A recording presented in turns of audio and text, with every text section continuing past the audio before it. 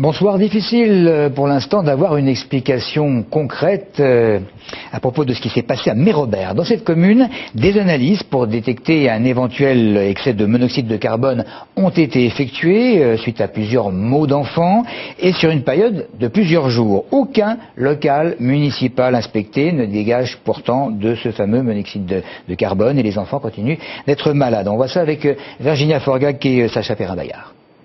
Mais quel est donc ce mal étrange qui frappe les enfants de Mérobert, petite bourgade du Sud-Essonne composée de 534 habitants? Tout commence le 21 octobre, une vingtaine de bambins de cette école reviennent de déjeuner avec des maux de tête et envie de vomir. Après différentes analyses, un taux de monoxyde de carbone plus élevé que la moyenne est détecté dans leur sang. Immédiatement, les locaux scolaires ainsi que les bus sont soumis à des tests qui s'avèrent négatifs. Le 5 novembre, le phénomène reprend. 13 enfants malades à la sortie du réfectoire. Il y a très certainement un effet de masse. Les enfants ont été impressionnés par le déploiement de force des pompiers le premier jour, par le fait de voir leurs petits camarades partir à l'hôpital avec un masque à oxygène. Et maintenant, ils ont un peu peur de rentrer dans les locaux de l'école. Pourtant, on leur a bien précisé que maintenant, il y a des détecteurs de monoxyde de carbone partout et qu'ils sont en sécurité dans les locaux de l'école. Les parents, quant à eux, restent intrigués. Ils sont réellement bien malades, donc un effet de masse, je pense pas. Ça nous inquiétait au début, oui, mais après, bon, ils ont fait plein de détections à l'école qui n'a rien donné du tout, soi-disant qu'il n'y en avait pas. Par mesure de précaution, les bâtonnets de colle ont été interdits dans les trous scolaires. L'enquête, quant à elle, suit son cours. C'est un important contrat qu'un groupe dont le siège se trouve à Massy a signé récemment avec la Chine. Le groupe DEF est devenu le numéro 1 de la sécurité incendie dans le domaine de la détection particulièrement. Et c'est à la suite de nombreux déplacements et contacts sur place que ces dirigeants ont pu réaliser un accord commercial de quelques 5 millions d'euros. La société est quand même implantée depuis plusieurs années en Chine et elle va donc s'occuper de l'équipement des centrales nucléaires nouvelle génération. La signature de la charte de la diversité cet après-midi à Évry. Évry, unique ville du département à faire partie du Tour de France de la diversité. Tour débuté le 21 septembre dernier. 22 villes-étapes sont concernées dans le pays. Par cette signature, une quinzaine d'entreprises et de collectivités locales du département, Ikea, TIS, la RATP, la Poste, s'engagent à ne pas faire de discrimination et à favoriser la diversité en recrutant des collaborateurs de manière à ce que leurs entreprises soient entre guillemets, représentatives de la France en nombre de femmes ou encore d'handicapés. Alors le Tour de France de la diversité, c'est une initiative lancée il y a maintenant 6 ans et qui a rapidement séduit les entreprises.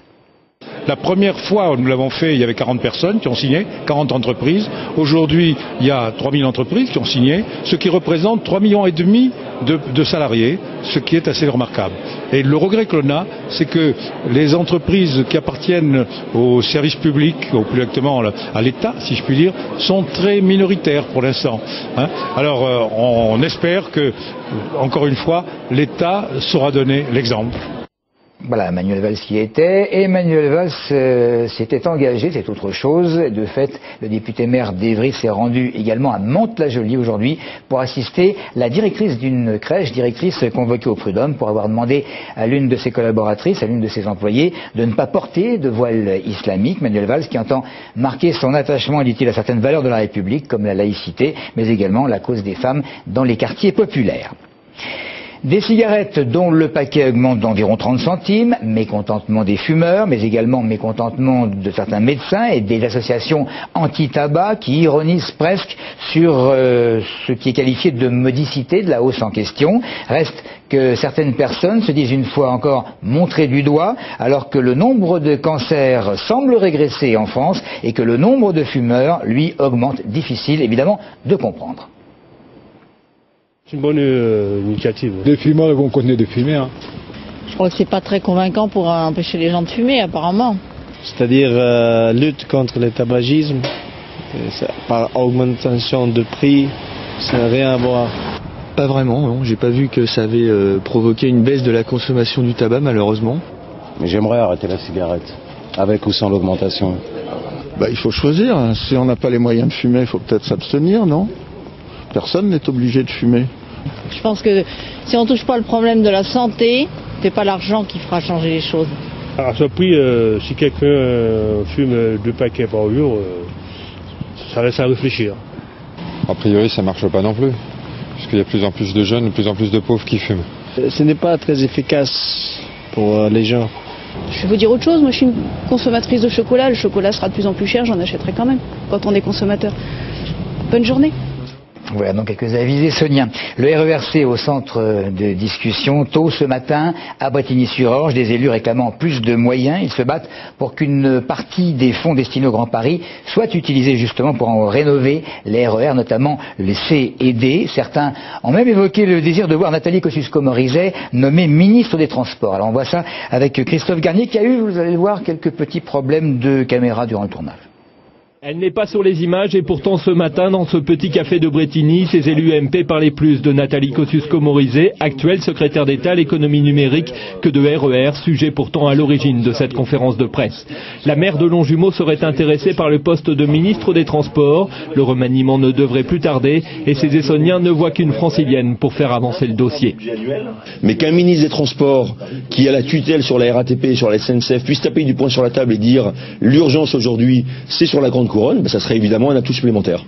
Pour justifier cette préférence d'un élu francilien comme ministre, l'UMP avance un chiffre choc. 40% des transports français sont en Île-de-France, d'où l'urgence. Ces politiques redoutent la concurrence grandissante de villes de province comme Orléans. Il faut plus d'1h30 quand tout fonctionne bien pour faire Étampes-Paris, alors qu'on fait 45 minutes Orléans-Paris. Ça montre bien toute la problématique de vivre dans la Grande Couronne. Le département de l'Essonne, c'est 1 200 000 habitants, c'est 3 à 4 Toulouse. Ben vous imaginez, il y a 10-15 tramways, il y aurait 10-15 tramways sur un département comme l'Essonne si on était une ville de province. En tapant ainsi du poing sur la table, les élus MP espèrent qu'une partie des fonds réservés au Grand Paris serviront à rénover les RER. Dans l'actualité, relevé également que le maire de Fleury-Mérogis, après avoir reçu de nombreux témoignages, en appelle à la garde des Sceaux, Michèle Alliot-Marie, pour qu'elle prenne en compte les difficultés que peuvent rencontrer le personnel des prisons, et notamment à Fleury, qui représente le plus grand centre pénitentiaire européen. Et puis on termine avec le sport. En football d'abord, Viry qui s'est imposé sur son terrain 1-0 face à Romorantin. Une belle performance pour les joueurs d'Isaac Ngata. Les joueurs qui n'avaient plus gagné chez eux depuis le 28 août dernier.